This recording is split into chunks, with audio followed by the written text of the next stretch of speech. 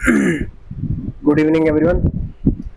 Last class में हमने question number कहाँ तक किया था? 145 तक किया था। किस टाइप में किया था हम लोगों ने लास्ट क्लास में?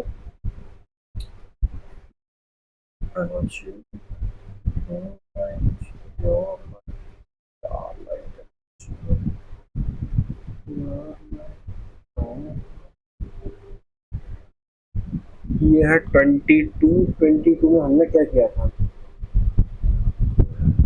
अच्छा ठीक, ये कर लिया था। ओके ओके, चलो शुरू करते हैं अपनी क्लास। क्वेश्चन नंबर 146 से।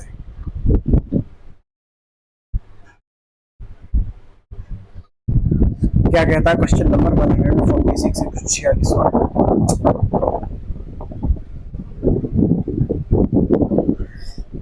इंग्लिश में पढ़ते पहले। 600 students took an exam. Okay, 35% failed in physics, 45% failed in chemistry and 25% failed in both. Okay, how many students passed in both subjects? ठीक, क्या कहता है सवाल हिंदी में? क्या कहता है?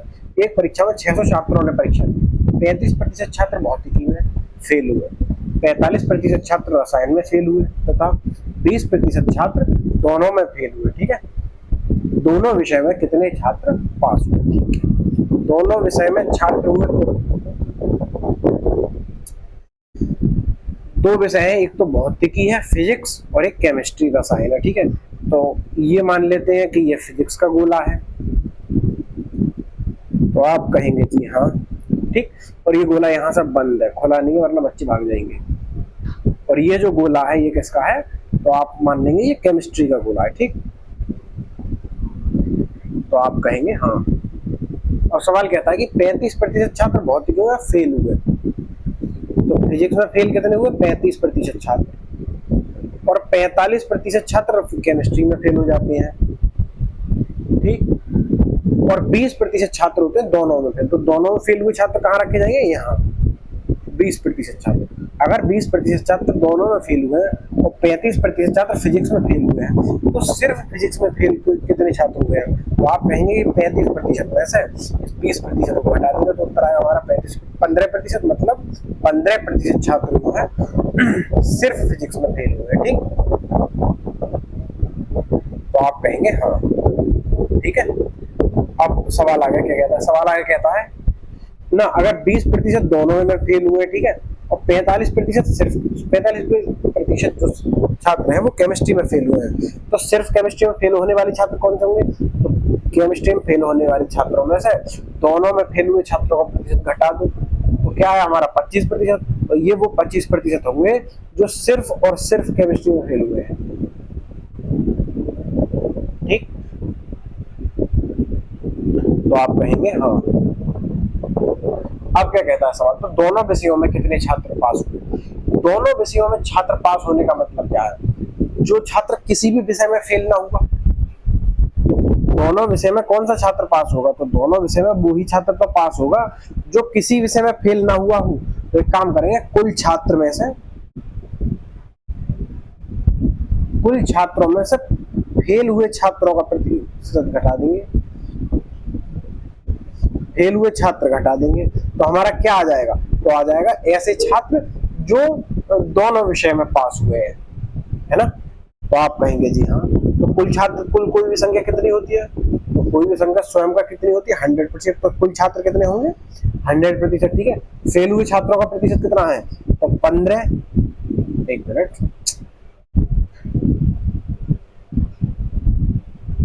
15 प्लस 20 प्लस 25, 15 और 20 35, और 35 और 25 60। इसका मतलब 60% छात्र जो है वो फेल हुए, चाहे एक विषय में फेल हुए हैं या फिर दो विषय में। तो ऐसे कितने प्रतिशत छात्र आ गए जो कि दोनों विषय में पास हुए हैं? तो आप कहेंगे जी वो छात्र आ गए 100 में से 40 गए, 100 में से 60 गए, 40%, मतलब 40% छात्र जो है आपके दोनों विषयों में पास हुए हैं। यही आपका आंसर होगा। ठीक, चलते हैं नेक्स्ट क्वेश्चन। क्वेश्चन नंबर 147 क्या कहता है? In an exam 60% students passed in mathematics, 55% students passed in English, and each students student passed in at least one subject, ठीक, then find the minimum number of student who passed in both the subject, ठीक है। एक परीक्षा में 60% छात्र गणित में पास हुए, 55% छात्र अंग्रेजी में पास हुए और प्रत्येक विद्यार्थी कम से कम एक विषय में उत्तीर्ण होता है, मतलब दोनों में फेल कोई नहीं हुआ। इसका मतलब क्या हुआ? सवाल कह रहा है ये तो मान लेते हैं हम मैथ के छात्र, ठीक, और ये वाले मान लेते हैं किसके? मैथ, और दूसरा है इंग्लिश,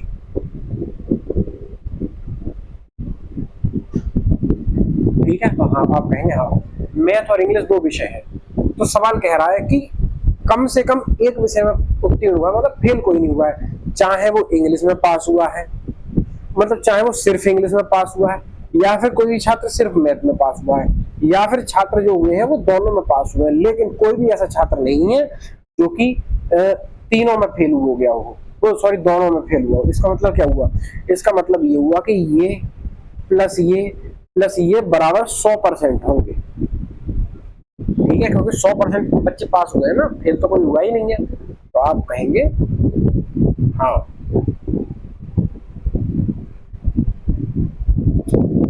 ठीक, तो सवाल में क्या कहता है? 60% छात्र तो होते हैं गणित में पास, ये हो गए 60% छात्र गणित में पास, ठीक है। 55% छात्र हो जाते हैं इंग्लिश में पास, ठीक। अब सवाल ये कहता है कि है ना, अब आगे का सवाल हम बाद में पढ़ेंगे। अब एक बात बताइए कि सारे बच्चे पास होते हैं तो आप है ना, और जब सारे बच्चे पास होते हैं और सारे बच्चे हो सकते हैं मैक्सिमम 100%, ठीक है, लेकिन अकेले मैथ में ही 60% है और यहाँ इंग्लिश में 55% है। इनको 60% और 55% को जोड़ेंगे तो कितना आ रहा है? 60 55 115%। लेकिन ये तो संख्या 115% आ रही है, तो ये 15% क्यों अधिक आ रही है? इसका मतलब 15% वो संख्या क्यों अधिक आ रही है? क्यों? क्योंकि ये 15% अधिक जोड़ ली गई है हमारे द्वारा, अधिक जोड़ ली गई, तभी तो यहाँ 15% ज्यादा आ रही है। नहीं, अगर सही हमने जोड़ा होता तो यहाँ 100% ही आ रहा होता, इसके अलावा अधिक आ नहीं रहा होता। वो क्यों आ रहा है? 15% अधिक क्यों आ रहा है? क्यों? अब मेरे जरा लेजर पे जरा ध्यान दे रहा थोड़ा सा। अभी हमने 60% कौन से स्टूडेंट, तो आप कहेंगे ये वाले स्टूडेंट जो है ये है 60%। एक मिनट, ये वाले जो छात्र है ना, ये वाले छात्र, ये वाले छात्र हैं 60% छात्र हैं ये वाले, ठीक। तो आप कहेंगे जी हाँ। और 55% कौन से? तो 55% है ये वाले छात्र,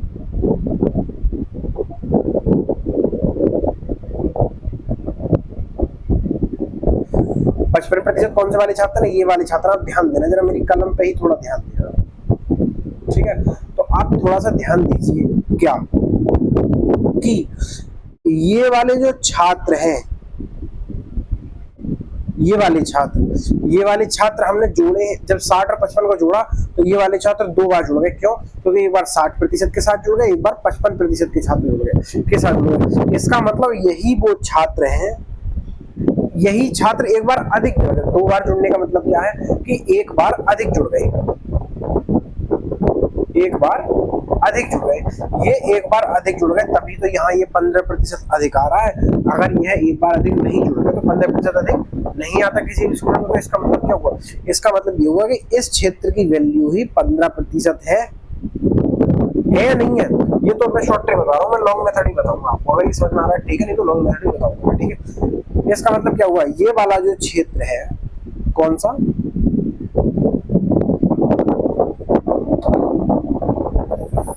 ये वाला क्षेत्र दो बार जुड़ गया, तो यही वाला क्षेत्र तो 15% है या नहीं? तो आप कहेंगे हाँ है, ठीक। तो अब इसको जरा सफाई कर ली जाए थोड़ी सी, बहुत गंदगी हो। ये 15%, तो इस वाले क्षेत्र की वैल्यू क्या आ गई हमारी? इस वाले क्षेत्र की वैल्यू आ गई 15%। अगर मैथ में जो पास हुए वो 60% है और दोनों में पास हुए 15% है, तो इसमें कितने बचे? सिर्फ मैथ में तो 60 में से 15 गए, 45%, ठीक। और पूछा गया कितने छात्र दोनों विषयों में उत्तीर्ण हुए, तो 45% तो निकालने की जरूरत भी नहीं है, यह 15% आ गया और यही हमसे पूछा गया, इसका मतलब हमारा 15% हो गया आंसर। 15% ऐसे छात्र हैं जो दोनों में उत्तीर्ण हुए, ठीक, तो आप कहेंगे हाँ। अब मैं बताता हूँ इसको लॉन्ग मेथड से कैसे करना। लॉन्ग मेथड क्या है, इसका बेसिक तो हो कुछ ना कुछ।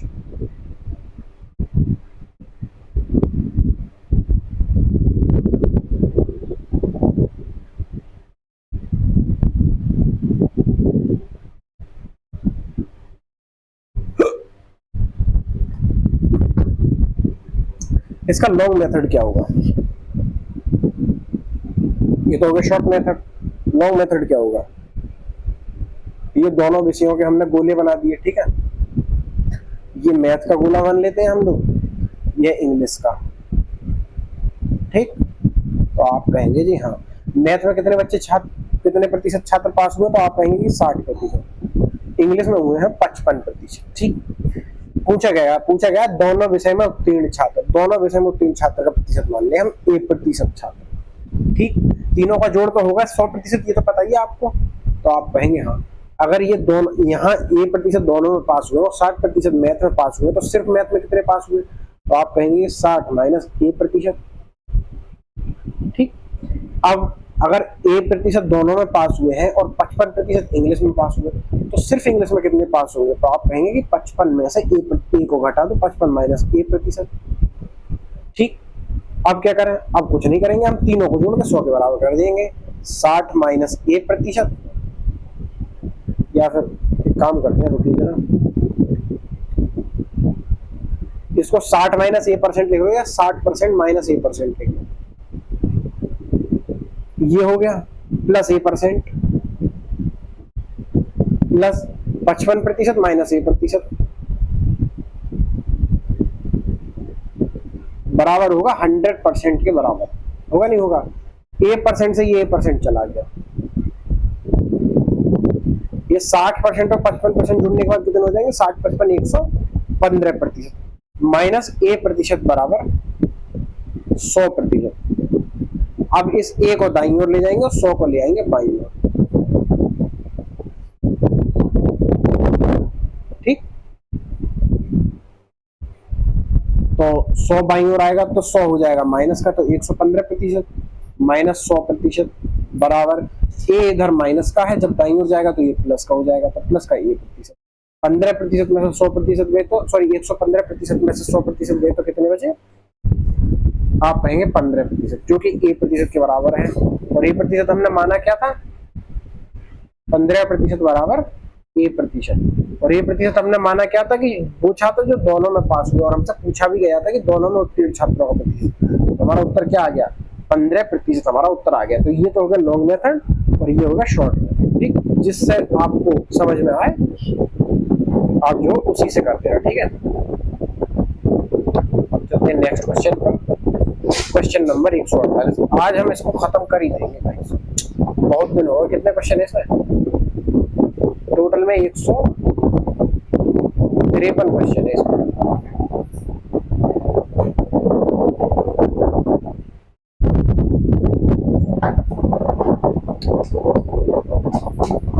क्वेश्चन नंबर 148 क्या कहता है, in a family 60% of the family have a cow, 30% have a buffalo and 15% have both cows and buffaloes. Okay, if there are 96 families in total, how many families do not have either a cow or a buffalo? ठीक है, सवाल क्या कहता है, दो तरीके के परिवार हैं गांव में।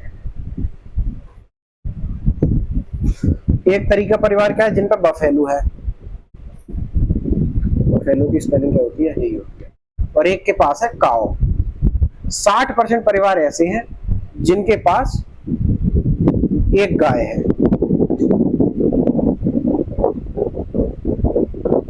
60% के पास एक गाय है, 30% के पास एक भैंस है, ठीक है, और 15% के पास दोनों गाय और भैंस दोनों है, तो 15% के पास दोनों गाय और भैंस हो।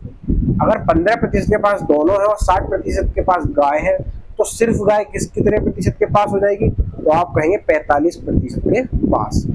अगर 15% के पास दोनों है और 30% के पास भैंस है, तो सिर्फ भैंस कितने प्रतिशत के पास हो जाएगी? तो 30 में से 15 गए तो 15% के पास। ठीक, आप कहेंगे हाँ। अब सवाल क्या कहता है, अब एक बात बताइए, ऐसे कितने परिवार हैं जिनके पास या तो एक गाय एक भैंस है, या फिर एक गाय है, या फिर दोनों है? तो इन तीनों को जोड़ दो तो कितने हो गए? 15% प्लस 15% प्लस 45%।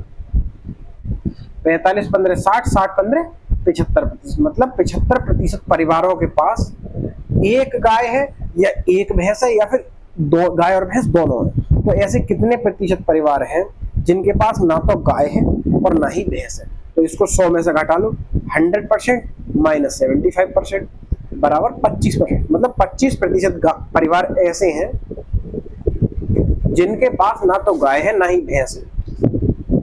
ठीक, सवाल क्या कह रहा है? सवाल कह रहा है यदि कुल 96 परिवार है, मतलब 100% की वैल्यू 96 है, तो कितने परिवारों के पास गाय या भैंस नहीं है? इस 25% की ही वैल्यू पूछा है। सवाल में 100% की वैल्यू क्या दे रखी है? कुल परिवार कितनी है? 96। 100% की वैल्यू है 96। तो 25% सवाल में पूछेगा कितने परिवारों के पास गाय या भैंस नहीं है, तो वो कितने प्रतिशत परिवार है? तो आप कहेंगे 25%। 25% की वैल्यू कैसे निकालेंगे? दोनों तरफ 4 से भाग दे दो, इधर भी 4 से भाग दे दो, इधर भी 4 से भाग दे दो। तो 25 पर 4 से भाग देंगे 25%, तो इधर 4 से भाग देंगे तो 24। इसका मतलब 24 परिवार ऐसे हैं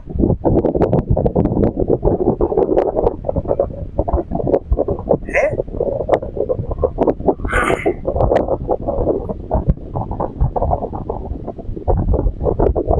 ऑप्शन गलत दे रखे ना। 15 15 30 40 से 70 75 25 कुल 96 परिवार है। 100% में पूछा गया तो कितने परिवार है, कितने परिवारों के पास गाय या भैंस नहीं है? 25%। 24 आंसर है आपका। ठीक, 24 आंसर होगा, यहाँ ऑप्शन गलत दे रखे हैं। ठीक, तो हम चलते हैं अपने नेक्स्ट क्वेश्चन, क्वेश्चन नंबर 149, 149। क्या कहता है हमारा 149वां question? In an examination 40% of the students, दूध पी लीजिए भाई लोगों।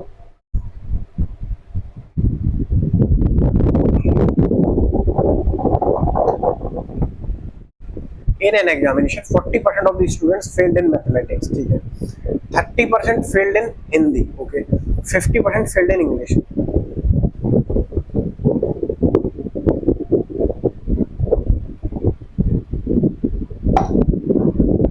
वाह, 50% failed in English, ठीक है। If 25% of students failed in mathematics, 15% failed in English, Hindi, English and Hindi, 22% failed in Hindi and mathematics.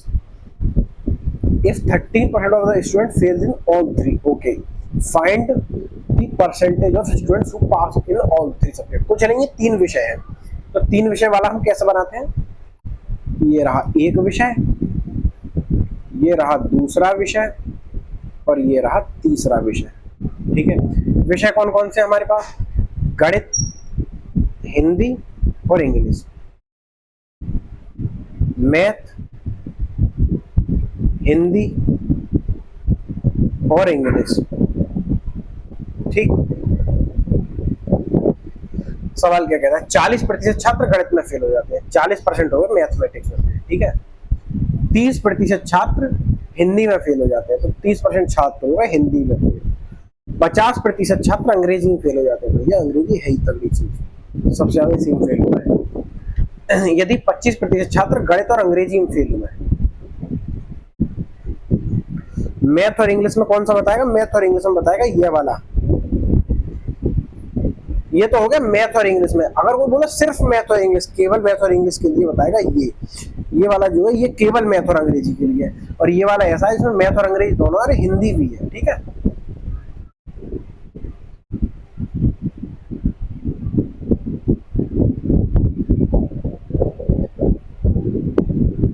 क्या कह रहा है? 25% छात्र जो है गणित और अंग्रेजी में फेल हो जाते हैं, ये रही मैथ और इंग्लिश। 25% छात्र, 15% जो है अंग्रेजी और हिंदी में, इंग्लिश हिंदी में 15% छात्र फेल हो जाते हैं। ठीक है, और 22% छात्र हो जाते हैं हिंदी और गणित में। 22% छात्र हो जाते हैं, दिख नहीं रहा यहाँ पे।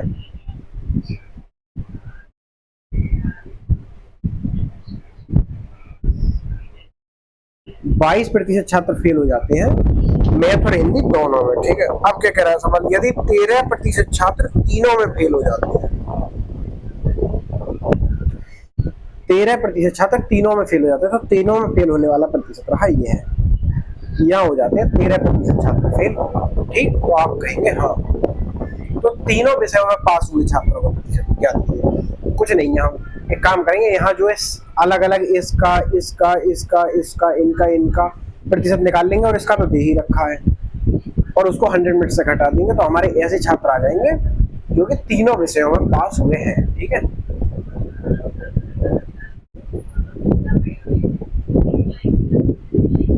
ठीक है, तो सवाल में कह रहा है कि अगर 13%, अगर इस मतलब अगर इसकी वैल्यू 15 है और तीनों में छात्र फेल होने वाले 13 हैं, तो ये कितने बचे? तो यहाँ बचे 2%। ठीक, अगर 25% इंग्लिश और मैथ में फेल होते हैं, 13% दोनों में फेल होते, तीनों में फेल होते हैं, तो केवल इंग्लिश और मैथ में फेल होने वाले, तो 25 में से 13 घटा तो 12%। अगर 22% जो है मैथ और हिंदी में फेल होते हैं, 13% तीनों में फेल होते हैं, तो केवल मैथ और हिंदी में फेल होने वाले कितने प्रतिशत छात्र होंगे? तो 22 में से 13 घटा दो तो 9%।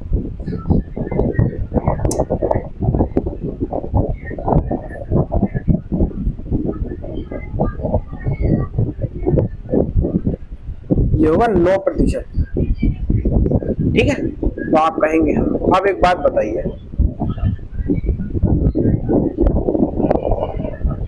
अगर 50% इंग्लिश में फेल हुए हैं, तो इसका योग निकाल लो, इसका योग क्या होगा?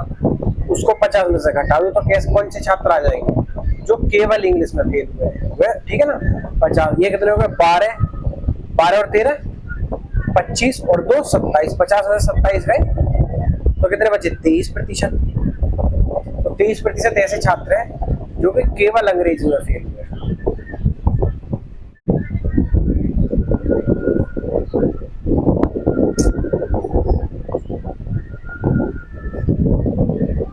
ठीक है, इसी प्रकार यहाँ कितना आएगा? अगर 30% हिंदी में फेल हुए हैं, तो इन सबको जोड़ लो, किस सबको? इस सबको, और 30 में से घटा दो। 9, 9 और 13 22, 22 और 2 24, 30 में से 24% गए, तो कितने बचे? तो आप कहेंगे 6%। तो 6% ऐसे छात्र होंगे जो कि केवल हिंदी में फेल होंगे।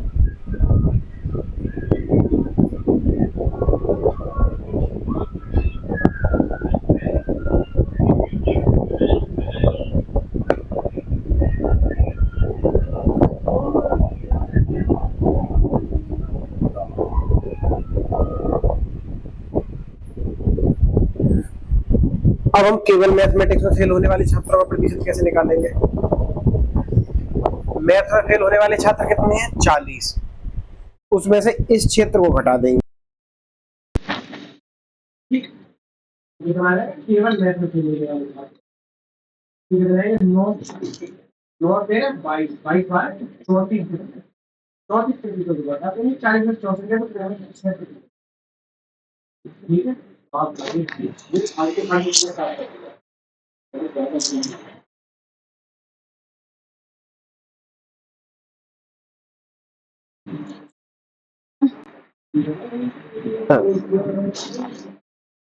अब ये हमारा आगे से ये हो गए, ये कौन कौन से छात्र आ गए? अब मैं आपको थोड़ा कह रहा हूँ कि ये क्या है? ये 6% ऐसे छात्र हैं जो केवल हिंदी में फेल हुए, 23% केवल अंग्रेजी या तेलुगु में और मैं हिंदी में, 6% केवल मैथ में फेल हुए। ये 2% ऐसे छात्र हैं जो कि हिंदी और इंग्लिश में फेल हुए हैं, लेकिन मैथ में पास। ये 12% इंग्लिश में फेल है और मैथ में फेल है, लेकिन हिंदी में नहीं हुए हैं। ये 9% वो है जो मैथ में फेल है और हिंदी में फेल है, लेकिन इंग्लिश में फेल है। ये 13% वो छात्र जो इन दो में फेल हो गए। ठीक है, तो आप कहीं ना, तो हमारे कुल फेल छात्रों की बताओ, कुल फेल जो भी चाहे एक विषय पास दे दूँ क्या, दो में क्या दीजिए। तो एक काम कीजिए, कर तो 6-9 इंच को जोड़ दीजिए, है ना। फिर उतना करने की आपको आवश्यकता है, आपका थोड़ा शॉर्ट मेरी काम कैसे होगा। कुछ बात बताइए, तो हमने जो है ये क्या शुरुआत आप कहिए कि 40 को चोट कहाँ से बनाया था हमने, हमारे टाइम 40 को जो भागा मतलब घाटा जोड़ दिया था, तो ये तो होगा 40। आपको इतना जोड़ दीजिए, आप 40 अब ये है, और जो 8 8 और 23, 8 और 23 31। तो इसका मतलब 71% ऐसे खाता है कि कुछ इनमें से कुछ एक विषय के लिए, कुछ दो विषय के लिए, कुछ तीनों विषय के लिए। तो हम एक काम करते हैं, इनको 100% में घटा देंगे, और हम इनको 100% में से घटा देंगे, तो कुल ऐसे छात्र आ जाएंगे जो कि तीनों विषयों में पास हैं। तीनों विषयों में पास छात्र कितने हुए? 100% 71% को घटा। अगर ये 70 होता तो कितने आते? 30 बचते हैं, तो 70 तो एक और घटा लो, 30 में एक और घटा लो, तो 29% ऐसे छात्र हैं जो तीनों विषयों में पास हैं। ठीक, कितनी बात समझ में आई आपको? इसको पूछेंगे आपको एरिया भरने आने चाहिए। ठीक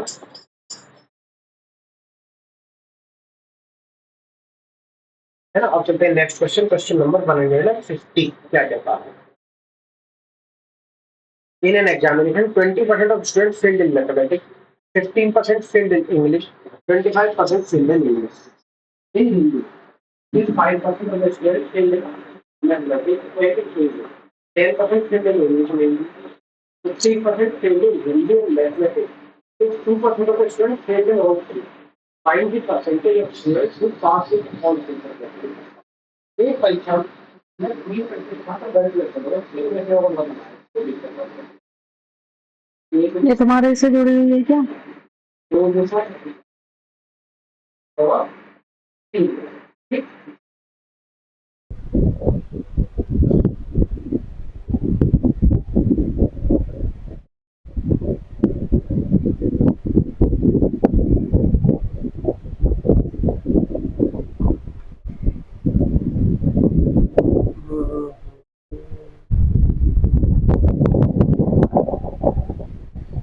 ये मान लेते हैं कि ये वाला गोला किसको दर्शाता है? मैथ को।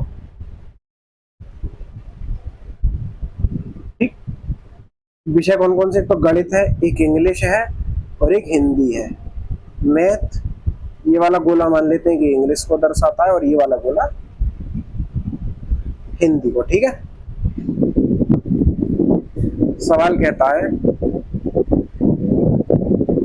20% छात्र गणित में फेल हो जाए, तो मैथ में कितने फेल हुए? 20%। 15% छात्र इंग्लिश में फेल हो जाते हैं और 25% हो जाते हैं हिंदी में फेल। ठीक, यदि 5% छात्र गणित और अंग्रेजी में फेल हुए, गणित अंग्रेजी रही ये, गणित अंग्रेजी में होते हैं 5% फेल, 10% अंग्रेजी और हिंदी में, और 15% जो है 15% हिंदी और गणित में फेल हो जाते हैं। यदि 2% छात्र तीनों में फेल हो जाते हैं, तो 2% छात्र किस में फेल हुए? तो आप कहेंगे तीनों में फेल हो जाते हैं। तीनों विषयों में पास हुए छात्रों का कुछ नहीं करना है, ये और ये, इन सब चीजों को भर, इन सब ब्लैंक्स को भर लेना है हमको और इन सबको जोड़ के 100 में से घटा देना है। तो आप एक बात बताइए, इस सवाल को करने के लिए हमको सच में सारे को भरने की आवश्यकता है? तो आप कहेंगे इसको ना भी भरेंगे तो भी काम चल जाएगा। कैसे भी बताता हूँ कैसे। क्या है, अगर इसकी वैल्यू क्या होगी? अगर ये हिंदी और इंग्लिश में फेल होने वाले छात्र हैं 10% और तीनों विषयों में फेल होने वाले छात्र हैं 2%, तो केवल हिंदी और अंग्रेजी में फेल होने वाले छात्र कितने हो गए? तो 10 में से 2 गया 8%। ठीक, यदि 15% छात्र हिंदी और मैथ में फेल होते हैं तथा 2% तीनों में फेल होते हैं। तो केवल मैथ और हिंदी में कितने होंगे? 15 में से 13 2 गए 13%। यदि 5% छात्र जो है मैथ और इंग्लिश में फेल होते हैं और 2% तीनों में फेल होते हैं, तो केवल मैथ और इंग्लिश में फेल होने वाले छात्रों का प्रतिशत, तो आप कहेंगे 5 में से 2 गए 3%। ठीक, आप कहेंगे हाँ। अगर ये 25 है, अब 25 में से इतने को घटा दो, कितने को? इस सब को घटा दो, तो ये है 13 और 2 15, 15 और 8 23, तो यहां बचा 2%।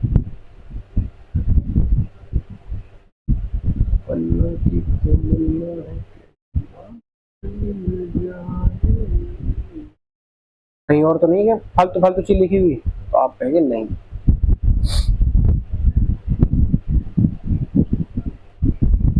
अगर इसकी वैल्यू ये 15% है पूरा, तो 15% में इसको घटा दो, तो क्या आंसर आ जाएगा हमारा? जो केवल इंग्लिश में फेल हुए हैं, आ जाएगा नहीं आ जाएगा? तो आप कहेंगे हाँ। तो ये 8 और 2 10 और 3 13, तो कितने बचेंगे? 2%। 15% में से 13% गया, तो कितने बचे?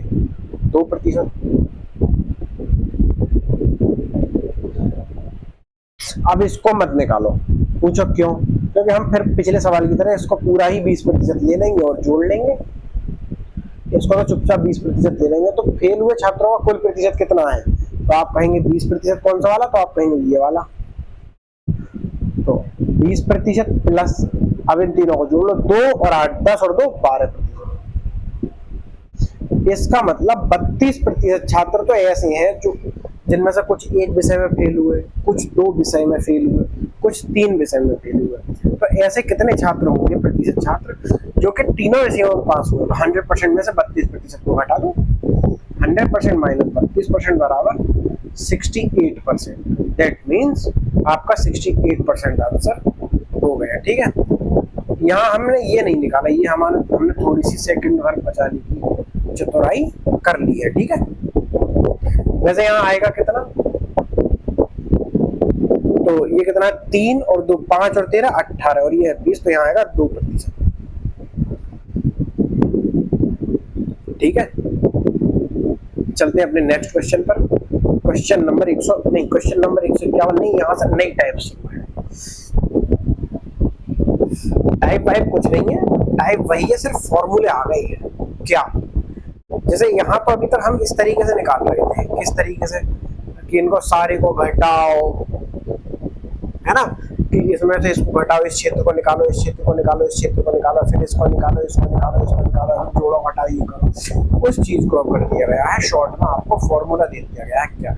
यदि इस गोले की वैल्यू x है, इस गोले की वैल्यू y है, इस गोले की वैल्यू z है, ठीक, और इस गोले की वैल्यू b है, इस गोले की वैल्यू मतलब इस क्षेत्र की वैल्यू a है, इस क्षेत्र की वैल्यू है c तथा इस क्षेत्र की वैल्यू है p। मतलब तीनों के लिए है p, दो के लिए है a b और c, और एक एक के लिए है x y और z। तो कुछ नहीं करना है, एक एक को जोड़ो,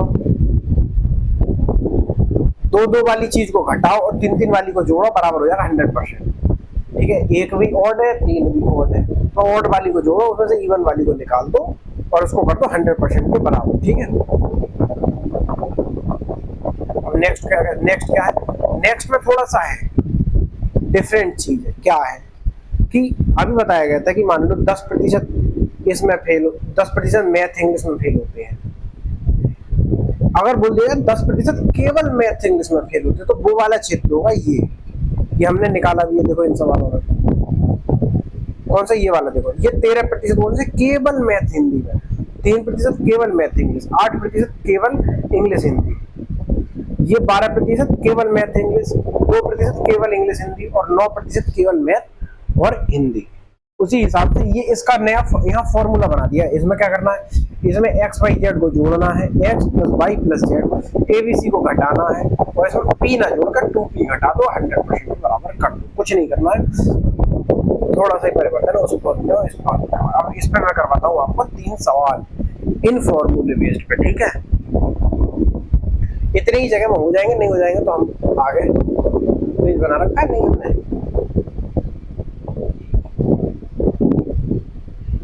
151 नंबर क्या कहता है?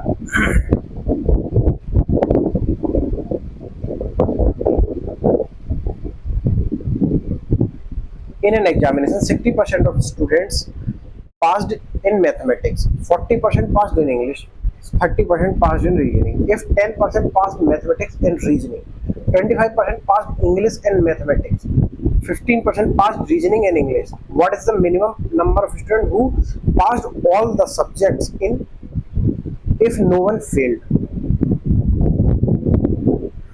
वही है, ये तीन विषय हैं, 1, 2 और 3। कौन कौन से? मैथ, इंग्लिश, हिंदी है ना, मैथ, इंग्लिश और रीजनिंग। यह है मैथ, यह है इंग्लिश और यह है reasoning.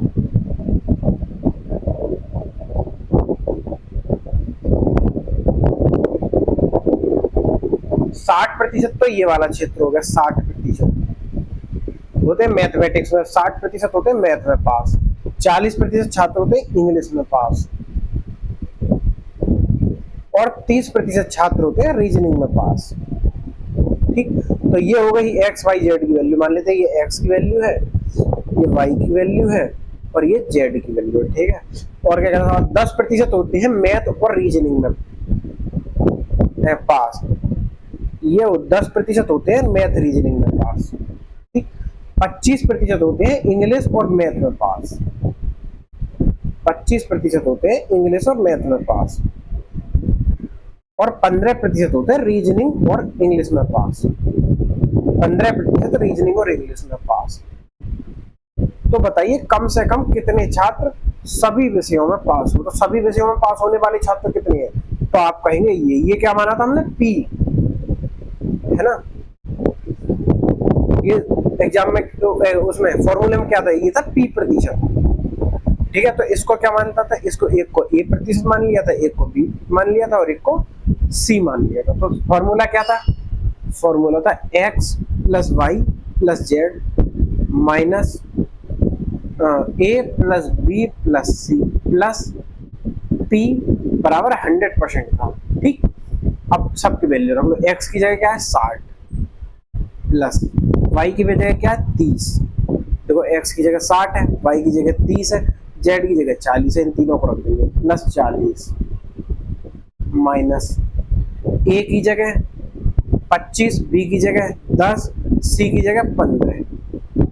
25 plus 10 plus 15 plus P प्रतिशत हमको ज्ञात करना है, पी प्रतिशत बराबर 100। अब इनको जोड़ लो, 60 और 30 90 और 40 130 माइनस 25 और 15 40 और 10 50 प्लस पी परसेंट बराबर 100। 130 में से गए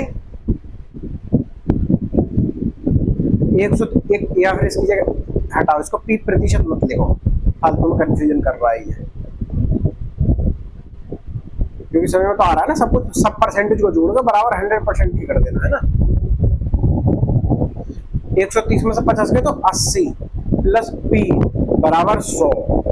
पी की वैल्यू क्या आ गई? तो पी की वैल्यू आ गई 20। मतलब 20% ऐसे लोग थे जो कि तीनों विषयों में पास हो गए। यहाँ आपको इस तरीके से करने की कोई आवश्यकता नहीं। कैसे? जैसे यहाँ किया था, इतना लंबा चौड़ा करने की कोई आवश्यकता नहीं, यहाँ सीधा फॉर्मूला लगाओ और आगे बढ़ो। ठीक, अब चलते हैं अपने नेक्स्ट क्वेश्चन, क्वेश्चन नंबर 152। ये जो है नेक्स्ट पेज पे ही लिखना पड़ेगा थोड़ा सा। 51 students appeared in an examination, 35 passed in mathematics, 35 passed in English, 19 passed in general knowledge. Okay, तीन विषय हैं, मैथ, इंग्लिश और जीके। तीन है, 1 2 और 3, मैथ, इंग्लिश और जीके। ठीक, अब आगे क्या कहता है? 35 passed in mathematics, 34 in English, 35 passed in mathematics, 35 पास हुए मैथ में, 34 हुए इंग्लिश में और 19 पास हो जाते हैं जीके में। ठीक है, अब क्या कहता है, और क्या कहता है आगे, if 11 students passed in mathematics and English but not in general knowledge. 11 छात्र गणित और अंग्रेजी में पास हुए लेकिन सामान्य ज्ञान में नहीं हुए। गणित अंग्रेजी में 11 छात्र, ये है गणित और अंग्रेजी में 11 छात्र पास हुए लेकिन जीके में पास नहीं हुए, तो वो 11 छात्र आ जाएंगे यहाँ पर। ठीक, और क्या कहता है आगे सवाल, 2 छात्र अंग्रेजी और सामान्य ज्ञान में पास हुए लेकिन गणित में नहीं, तो 2 जो है इंग्लिश और जीके में पास हुए। इंग्लिश और जीके में हुए 2 छात्र पास, केवल इंग्लिश और जीके में। 5 छात्र गणित तथा सामान्य ज्ञान में पास हुए लेकिन अंग्रेजी में नहीं। 5 गणित और सामान्य ज्ञान में, 5 छात्र हुए गणित और सामान्य ज्ञान में लेकिन अंग्रेजी में नहीं। ठीक है, यदि प्रत्येक छात्र जो सामान्य ज्ञान में पास होता है कम से कम एक विषय में पास होता है, तो बताइए कितने छात्र तीनों विषयों में फेल। तो एक काम करते हैं, पहले सारे को निकाल लेते हैं कि ऐसे कितने छात्र हैं कुल जो कि किसी ना किसी में जो है फेल हुए, पास हुए चल रहा है। पास हुए कितने छात्र, 3 विषय में फेल हुए, तो किसी ना किसी विषय में पास हुए तो उनको जोड़ लेते हैं। उनको क्या करना है, सवाल क्या था, तो इनकी जगह एक्स वाई जेड और ए बी सी रख देते हैं। किसकी जगह, इसको मान लेते हैं कि ये एक्स है, इसको मान लेते हैं ये वाई है, इसको मान लेते हैं ये जेड है, इसको मान लेते हैं ये ए है, ये बी मान लेते हैं और इसको मान लेते हैं सी, और यहाँ मान लेते हैं ये पी। पी ऐसे छात्र है कि जो तीनों विषयों में पास हो गए। ठीक, अब फॉर्मूला, फॉर्मूला क्या था, X Y Z minus A B C. पिछले फॉर्मूला प्लस पी था, यहाँ माइनस का 2p बराबर 100 बराबर कुल छात्र कितने, तो कुल कितने 51 स्टूडेंट। तो 100 नहीं, यहाँ पे 100% नहीं है, टोटल में कितने छात्र, तो टोटल में है 51 छात्र। से 51 के बराबर रख देंगे, तो एक्स वाई जेड की जगह एक्स की जगह रखेंगे 35, वाई की जगह रखेंगे 19 और जेड की जगह 34। तो 35 35 70, ये एक minute, 35 plus 19 plus 34 minus A plus B plus सी। ए की वैल्यू, ए बी सी की वैल्यू कितनी है, 2 11 और 5, 2 11 और 5। 2p की वैल्यू हमको ज्ञात करनी है बराबर 51। तो ये कितने हो जाएंगे 35, और ये इसको मान लेते हैं 35 35 35 70, और इस 19 की जगह मान लेते हैं 18। 70 और 18 88 माइनस, हमने क्या किया, हमको पता है 35 35 70 आराम से जुड़ जाएगा, तो इसकी जगह तो मान लिया हमने इसको 35, यहाँ एक बढ़ा दिया तो यहाँ चुपचाप एक घटा दिया, इसको मान लिया 18। तो 35 35 70 और 18 88, हमने इस तरीके से जोड़ा है। ठीक है,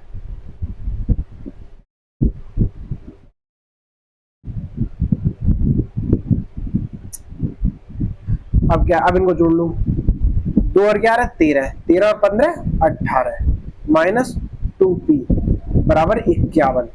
तो 88 में से 18 गए 70 माइनस 2p बराबर 51 है।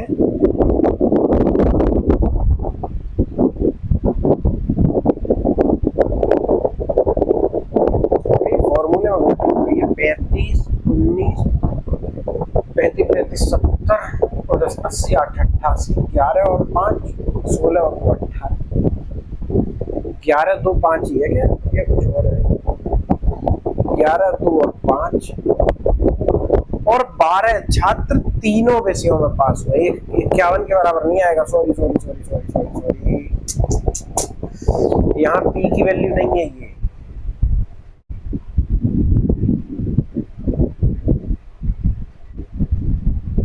यहाँ p की वैल्यू दे रखी है हमको, थोड़ी सी गलती कर दी, यहाँ मैंने आगे का सवाल नहीं पढ़ा। यहाँ पे क्या, 12 छात्र जो भी तीनों विषयों में पास होते हैं। ठीक, 12 छात्र होते हैं तीनों विषयों में। ये है p की वैल्यू, क्या है 2p की वैल्यू रख देंगे, तो p की वैल्यू 12 और 2p की वैल्यू हो जाएगी 24।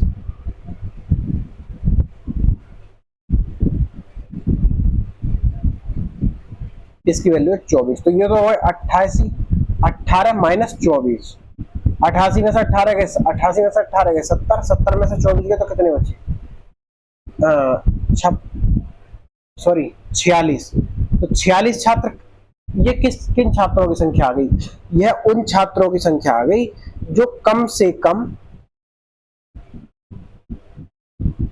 एक विषय में पास हुए। कुल कितने छात्र हैं? कुल है 51। तो ऐसे छात्रों की संख्या बताओ जो कि तीनों में फेल हो गए। तो 51 में से इन 46 को घटा देंगे, उत्तर आ जाएगा हमारा 5। तो 5 छात्र ऐसे हो गए कि जो तीनों विषयों में अनुत्तीर्ण हो गए। इस सवाल में हमने थोड़ी सी गलती की थी, मैं तो दोबारा बता देता हूँ थोड़ा लेजर से। लेजर से क्या है कि 3 विषय है, ठीक है, मैथ, इंग्लिश और जीके। मैथ में पास हुए 35, जीके में पास हुए 19, इंग्लिश में पास हुए 24। ठीक है, 11 ऐसे छात्र थे जो कि मैथ और इंग्लिश में तो पास हुए लेकिन जीके में फेल। 2 छात्र ऐसे थे जो कि इंग्लिश और जीके में पास हुए लेकिन मैथ में फेल। 5 छात्र ऐसे थे जो मैथ में पास हुए, जीके में पास हुए लेकिन इंग्लिश में फेल। 12 छात्र ऐसे थे जो तीनों में पास हुए। फॉर्मूला हमारा क्या था? x प्लस, तो ये कुल, ये कितने कौन से छात्र हैं? ये टोटल ये ऐसे छात्र हैं जो किसी ना किसी एक विषय छात्र पास हुए हैं। ठीक है, तो उनकी संख्या कैसे निकालेंगे? फॉर्मूला क्या था? x plus Y plus Z minus a plus B plus C minus 2p। ये होगा कुल छात्र। x y z की जगह ये सब रख देंगे, a b c की वैल्यू, हमारा उत्तर आ जाएगा 46। तो 46 ऐसे छात्र कौन से आ गए? 46 ऐसे छात्र आ गए,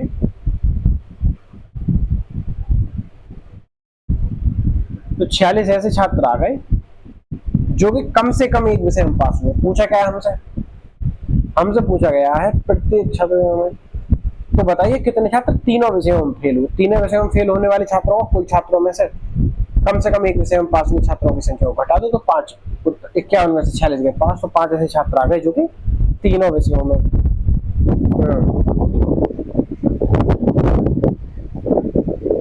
फेल हो जाते हैं। ठीक है, अब हमारा लास्ट क्वेश्चन ऑफ परसेंटेज।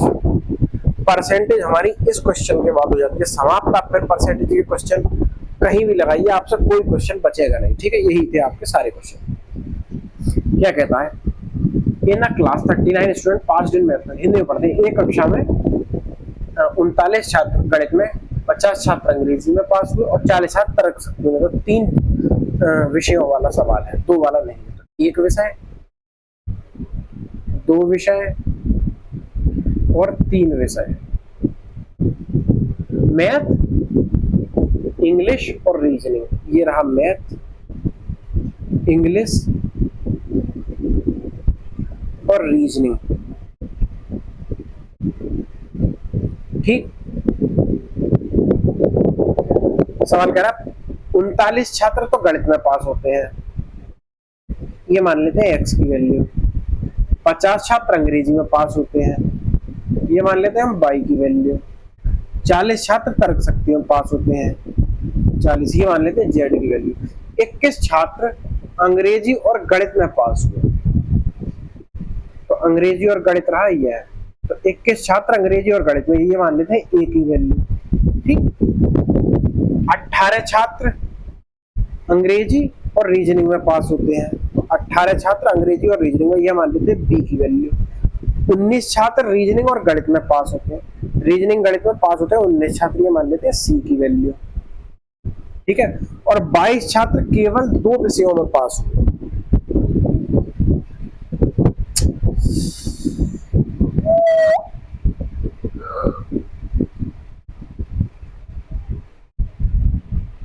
यह सवाल क्या कहना चाह रहा है? आसान है नहीं, कठिन है। तो कितने छात्र कुल पास हुए?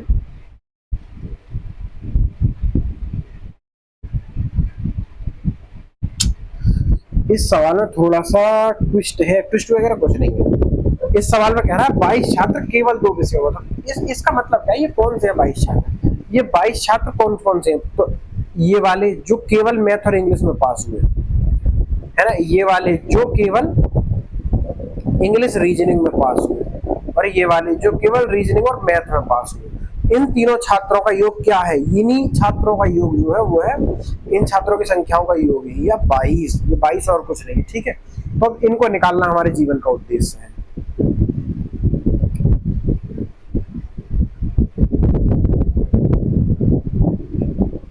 इसको मान लेते हैं हम कि ये है P, ठीक। अगर ये P है तो ये कितना बचा, तो ये बचा 18 माइनस P, ये वाला कितना बचा, ये 19 माइनस P, और ये वाला कितना बचा, ये 21 माइनस P।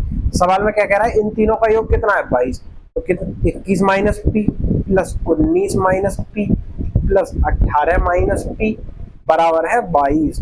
इन सबको जोड़ लो, 21 19 40 और 18 58 माइनस P 3 है तो 3P बराबर 22। 3P को इधर ले जाएंगे और 22 को ले आएंगे इधर। 58 माइनस 22 बराबर 3P। 58 में से 22 गए तो कितने बचे, 36 बराबर 3P, और P की वैल्यू कितनी आ गई, 36/3 बराबर 12। इसका मतलब 12 छात्र कौन से थे, जो कि तीनों विषयों में पास हुए। पूछा क्या है, कुल कितने छात्र पास हुए, फॉर्मूला में लगा दो। फॉर्मूला क्या था हमारा, x plus Y plus Z. पहले x plus Y plus Z था, तो x बाई जेड को जोड़ो। x कितना था 50 39 और 40, 50 39 40, 50 40 90, 90 और 40 130 होते, 9 4 13, हाँ, लेकिन एक कम है तो 129 माइनस 18 ABC जुड़ना है, तो 18 प्लस 21 प्लस 19, 21 19 40 और 18 58 प्लस P की वैल्यू 12। तो ये हो गया हमारे कुल छात्र की, कुल पास हुए छात्रों की संख्या। इनको सॉल्व कर लो, कुछ नहीं करना। 9 में से 8 गए, 1 और 2 3। अब यहाँ कितने हैं 12, 12 में से 5 गए तो 7, 7 और 1 8, तो 83 ऐसे छात्र हैं, सॉरी कुल ऐसे छात्र कितने हैं जो कि किसी न किसी विषय में पास हुए हैं, वो है 83। मतलब उनका आंसर, उनकी संख्या है 83। दैट मीन ऑप्शन तो हमने सेट किया ही नहीं है इन क्वेश्चन में, तो ये क्वेश्चन में ऑप्शन क्यों नहीं सेट थे। हाँ, ये आपने चीज नोटिस की, तो इस क्वेश्चन का आंसर होगा 83।